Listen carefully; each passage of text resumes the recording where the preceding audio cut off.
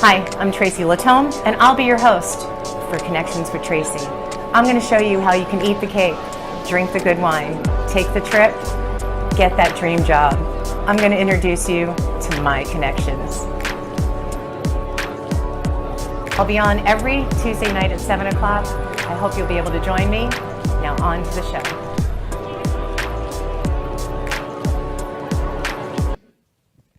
Hi there, welcome to Connections with Tracy. I'm your host, Tracy Latome. I am so excited tonight to have one of my favorite people in the city of Coconut Creek. And I have a lot of favorite people, but he knows. We have Mayor Josh Rydell from the city of Coconut Creek. And if you don't know anything about the mayor, and I knew he was from Buffalo, but we have never really talked about a good beef on the weck because I used to go to the Brews Room all the time, and I don't remember seeing your face. But he moved to Florida after receiving his bachelor's science degree from the University of Delaware. Then he moved to Broward and attended Nova, received his doctorate degree, and he is the principal attorney at the law offices of Joshua D. Rydell, Esquire. He's got a lovely wife and two daughters that absolutely just make him even more brilliant than he is. He's a huge advocate for a lot of different venues. So I don't want to specifically say which one in case I leave anybody out. So we'll see what he wants to talk about. So my very special guest, Mayor Rydell. Tracy, thank you for having me, and I truly appreciate it. I'm honored and humbled to be hanging out with you this evening, even though the window is giving away that it is not this evening. It's sundown. Look at that beautiful sunset by you. So how are you today, Josh? I'm excellent. Coming off, a good last week, a good Halloween. Things are good right now in the world, and weather's cooling down a little bit. The Buffalo Bills continue to win, so life is good right now. Okay, so Buffalo, that's your team. Did you ever go to the Brews Room? Were you ever hanging out there watching those games? So ironically, one of the best Buffalo bars isn't Brews Room. There's a place called Brennan's and there's a place called Packy's that are real anchor Buffalo real bars to go and watch a game. But I have been to my fair share of Brews Rooms, eat triple threat wings, and watched a number of Sabres and Buffalo Bills games. Triple threat, well done with garlic and minced garlic. It's the only way to do it. And usually Danny. So Danny was the only person I would eat the wings from because he was the one that actually perfected. Danny, if you're listening, this one goes out to you. All right, so tell me what's going on around town. I know that Butterfly Festival is coming up, right? That's a big one. Which number is this for you guys? Yeah, listen, we have a lot of funky and fun events coming up. First of all, if you know anything about the South Florida music scene, the 14th weekend we have Jimmy Stowe and the Stowaways. So if you like good music, we've been doing. Trace, do you know Jimmy Stowe? I do. I stalked him down at the Pompano Beach for years. Yeah. So we have them playing in Sable Pines Park. We have some great events that essentially the city does some really fun things, candidly, in conjunction with the Seminole Coconut Creek Casino, that we have a great rollout of events starting really in November, going through the holidays, and really capstoning in February when we do our annual Butterfly Festival, which is just fireworks and music and bands and rides and food and just a really great community event that we kind of end the holiday season with in Coconut Creek. That's so awesome. I was reading a little bit on your bio of some of the different causes that you're actually represent and kind of an advocate for. Is there anybody besides that stupid mountain that you want to talk about? Listen, professionally, before I had any title or was an elected official, I've been very active in our substance abuse and our mental health community. Just being in the criminal justice system, you learn very quickly that our system, our local, our worlds, and anybody knows this that has a family member that struggled with a mental health disorder or a substance abuse disorder. So literally for over a decade, I've been kind of on the front lines in Broward County, not just on some of the legislation, but sitting on some of the boards and some of the resources that go to our communities that need help with substance abuse, real help. Not because there's always bad actors in some of these things, but real help that struggle with substance abuse and really trying to eliminate the stigma when it comes to mental health issues. Because I think we're finally in a place in our society that we don't look at it as such a negative thing if someone's struggling with something, someone's struggling with depression, anxiety, bipolar. I mean, these are not hindrances anymore. They're things to embrace. They're not things to be ashamed of. And I think society is finally shifting a little bit to stop stigmatizing people with both of these issues. And really, I think you see communities embracing and trying to build up some of that. So that really started my activism prior to being an elected official. But I do a number of things now that I think we have to do to protect our environment. I work a lot with Henderson Behavioral, and I never really thought about it until the end of September this year. So maybe we could talk about next year bringing more awareness to the community in September for mental awareness. And it should be something that should be 11 months out of the year, not just in September, because that's just silly. Maybe they just do that because it's, preparing people for holidays, or I'm not sure, but I think it should be something that's every day. So a lot of cities actually across the board have been coming out with behavioral health initiatives. For example, after the tragedy at Stoneman Douglas, there was a lot of first responders, firemen and police officers that struggled with real, issues aside from the devastation mentally that happened in a community. We realized that, our first responders are really vulnerable as well in terms of what they see every day, what they have to deal with, not only in their personal lives, but their professional lives. Really hard to see something absolutely terrible and be expected to just wake up the next morning and go to work. So the city of Coconut Creek actually, City of Coral Springs is a great behavioral health program. We're implementing a lot of the same ideas in Coconut Creek, but that's a kind of a mark saying, hey, our local governments are making sure our employees, not just first responders, but all employees, have this protection, have this safeguard, have a resource to help people. And I agree with you, Trace. This isn't just something to talk about, 1 week or 1 month of the year. It's every month, and we got to be especially attuned to the holidays because I think that's when some terrible things come out the most. But I think it's something that goes on at all times, and I'm trying to, with my colleagues, trying to push that a little bit more, that we are not only aware of it, but we offer people real meaningful resources. So does that mean there's going to be an Eagles Haven too in Coconut Creek? Listen, the answer is I would love to do something like that, and I think we're finally pulling initial resources. Listen, all municipal government, any health insurance beneficiary, entity, they give you some mental health resources, but to make sure it's real wraparound services, Parkland regrettably and Coral Springs regrettably have had to implement these things. I would rather undo it all and undo something that a terrible tragedy. I can't, but we can learn from it. We can make sure at least our other cities and partners have these resources to possibly and hopefully prevent, something from that happening ever again. Well, I know a couple retired 9/11 officers that I'm going to put on that committee when you tell me it's time, because I want to help in any way. You know that. I do, and you're one of the best partners our city has, candidly. Thank you. I did get to see you down at the Stride Walk over the weekend, and how was your walk? I have a Seminole guitar, a pink Seminole guitar that I came away with that my kids wouldn't let me break. What do Uh, you mean? So wait, you went to go break the guitar because you're yes. bashing out cancer, and you just walked away with it? So it's not something I share publicly. My wife shares it. My Well, wife's a you breast cancer just did. survivor. Oh, Well, yeah, but my wife's a breast cancer survivor, and she's bless. extraordinarily active in helping women find real resources. So we go to the walk every year to just raise awareness that you got to get screened, you got to check, men and women, you got to be aware of your body and get screens and get testing. Early detection saves lives. These components.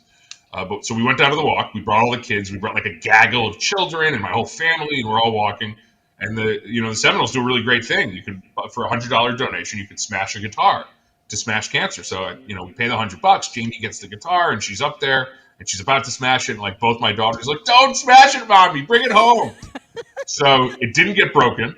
But what it did do is we had everybody that came with us to the walk that year sign it, and I just put it up on the wall in our house. So we have just kind of a reminder of just the support that comes with families and friends supporting someone in their journey at their hardest time.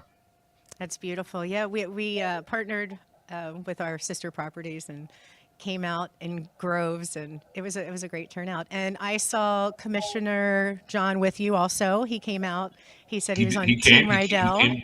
He came for the walk. We had some other good friends and family and come out. It was a good time. It was a beautiful day, a little cooler weather, so it was nice. Compared to the weather last year, it was a We hundred walked last year. percent We just needed ponchos to do it. ponchos, and we were slushing through mud, and yeah, it was a good times. right, so what else is going on? You know, you've been spearheading some stuff with your friends at the casino and regarding like Irreverent Warriors that I started Irreverent supporting and I Warriors. learned about. And we got another charity poker tournament coming up. And that ties right into the ability of like a local government supporting a charity that is trying to help veteran suicide. And we don't even and that ties directly into like, listen, we got to help our vets and we got to help our mental health community. So I appreciate you making those connections for me because it's one of those things that I'll do anything I can to bring not only awareness but to try to help raise money. If me being somewhere can help raise money, I'm all into it. And Uh, apparently, you're a very good poker player because my boyfriend was there and he got knocked out. He still likes you, though.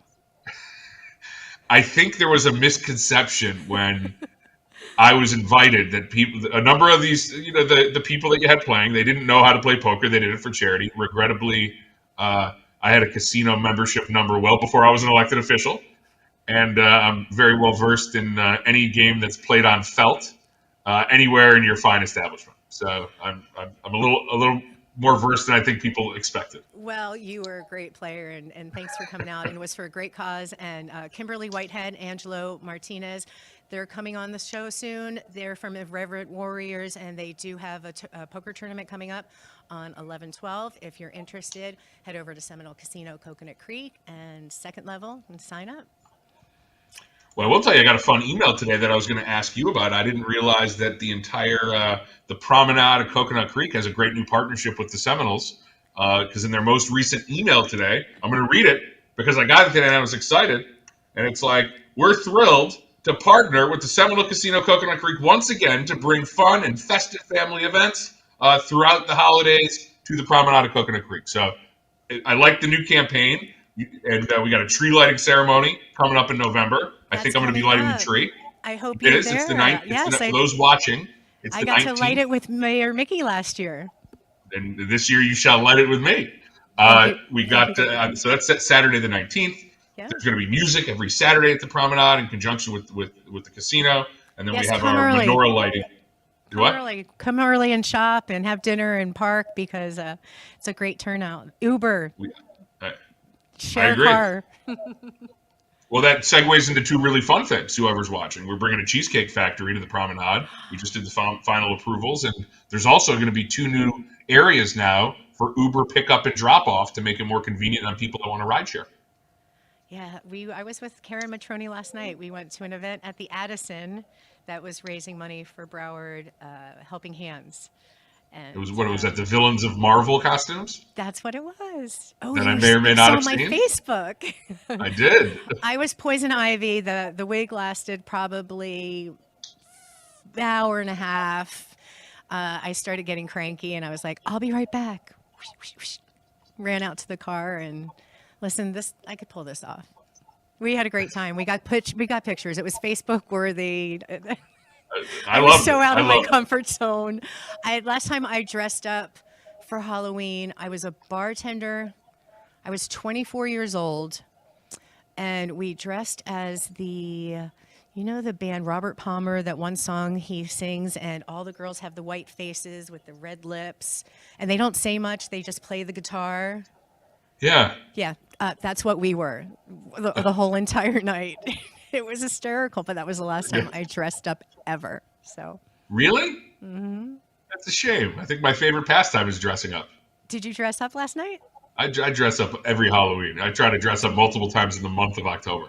Did you eat all the girls' candy? Did you send a video to Jimmy Fallon? No, well, regrettably, as an attorney, professionally, I'm entitled to a third of their candy. So I remind them of that every Halloween, that there's a tax being my child, and we take a third of it. Do you get first dibs or do they get first dibs? If it's a Reese's, I get first dibs. Everything else is theirs. And after 8 o'clock when they're sleeping, it's a free for all. It just doesn't matter. I will tell you, it was good to be back out there, but people I don't think have the enthusiasm of Halloween that I normally have. I'm a big Halloween fan. I remember up north when it just got real chilly at fall and it felt like Halloween. So I don't know if that has anything to do with anything, but I don't know. We didn't have a whole lot of turnout for kids coming out last night. Did you? No, regrettably, and I will tell you what surprised me more than ever. So we have a pretty cool, unique neighborhood area where there's a couple smaller developments, and usually it's pretty fun for the kids. Like parents are sitting outside with adult beverages and food and snacks, and just kind of all walking around, hanging out, and the kids are running around. I would say of all my years out with my kids, and I have a 10-year-old, so I've been probably doing it 8, 9 years, even with cousins in my little area in Coconut Creek. This was probably the most slowest year, as well as the fact of more dark houses than I've ever seen, where lights were just off and a bucket may or may not have been outside, like move on. So a little anticlimactic, but I don't know. Maybe it was the post-COVID Halloween. I don't know. I'm hoping that changes next year. I remember, I guess probably about 15 years ago, when it was a big thing to take the kids to the mall, and you would just go around. And I know Promenade used to do something like that too, where they would just go door to door and kind of trick or treat. So maybe they're doing more corporate things instead of going from house to house. The world's a little crazy. I think that's a little kid thing. I do remember, like, when I had a baby in a stroller, like, waddling around when my older daughter was that little. It definitely was the malls or the promenade. That was a big thing. I don't think you're like 4 to 5-year-old to your 18-year-old are doing the mall thing. I think they're still, looking to be mischievous and run around with their friends. I hope. All right, so tell me when Jimmy Stowaway's coming, the band. Oh, you're going to put me on the spot with the exact date? Well, yeah, and I want to kind of tease it because I think you should get a really good turnout. Well, I think we will. I'm going to tell you, I got to just bring up I have a couple phones floating around here. And where is that at? Let me pull it. So we do all of our events at Sable Pines Park. Jimmy Stowe is going to be on November 12th at Sable Pines Park.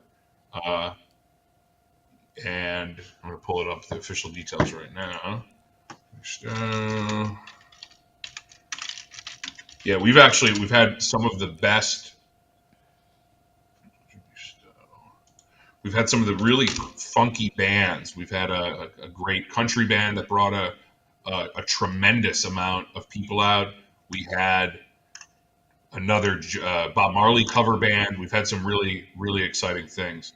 Oh, it's actually not going to be at Sable Pines. It's going to be at our community center in Coconut Creek. So we usually rotate it amongst different parts of the city. So Saturday, November 12th, 7 p.m. to 9 p.m. They're going to have food trucks, Jimmy Stowe and the Stowaways. Bring blankets, coolers, everything's welcome in the city of Coconut Creek. And it's at our community center, which is on the corner of Lyons and Coconut Creek Parkway in South Coconut Creek. So that's my shameless plug for a city event there.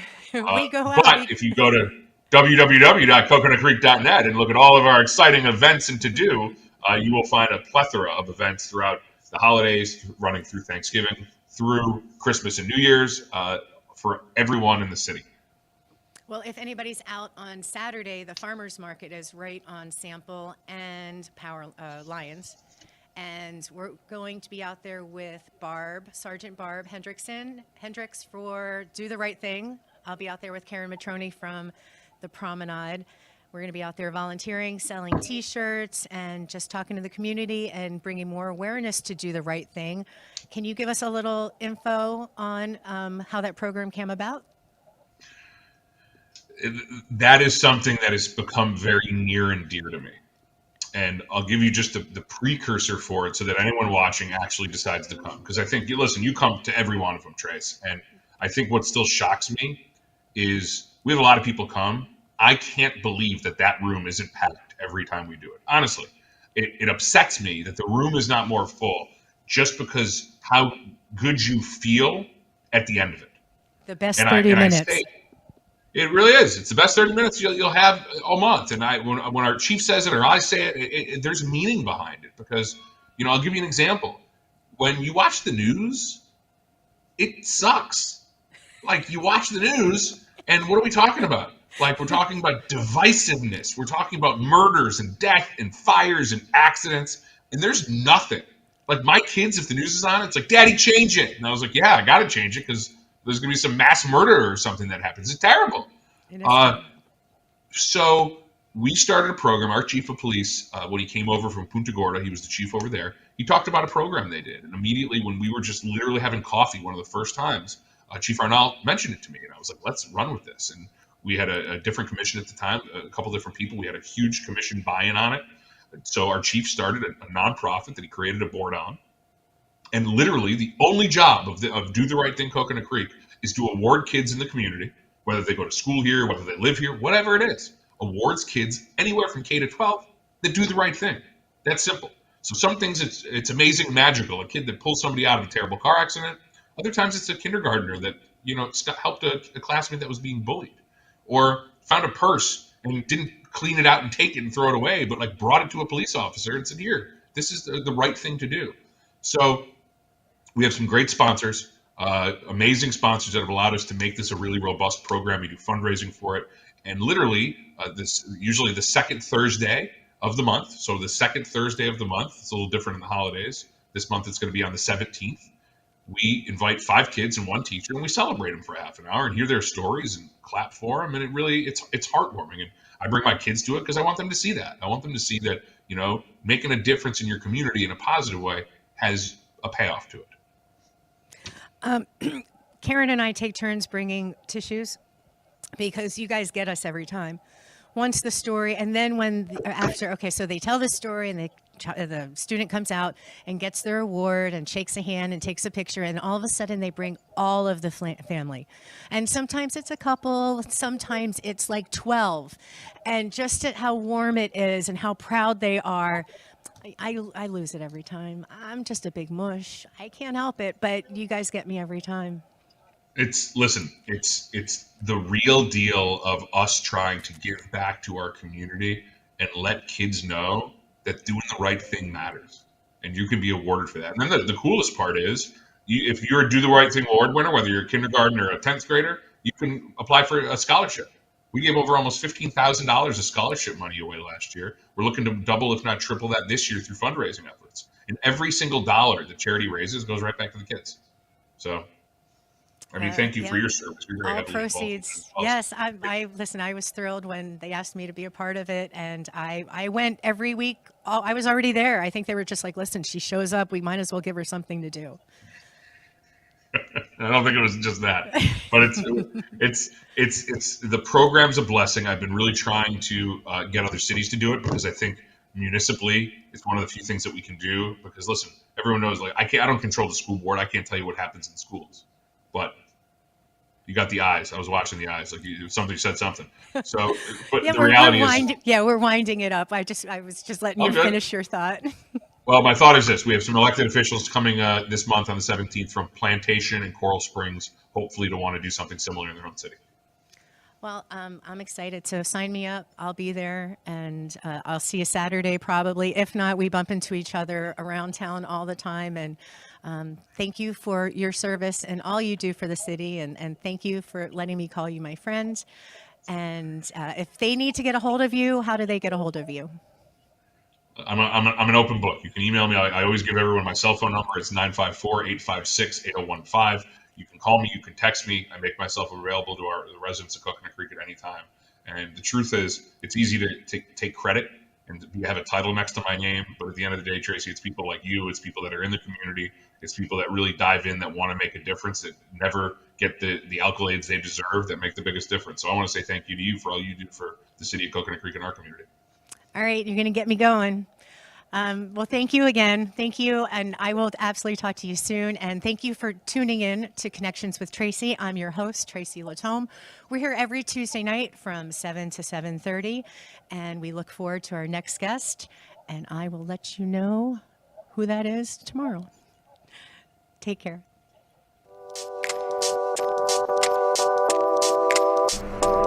And that's all the time we have for tonight.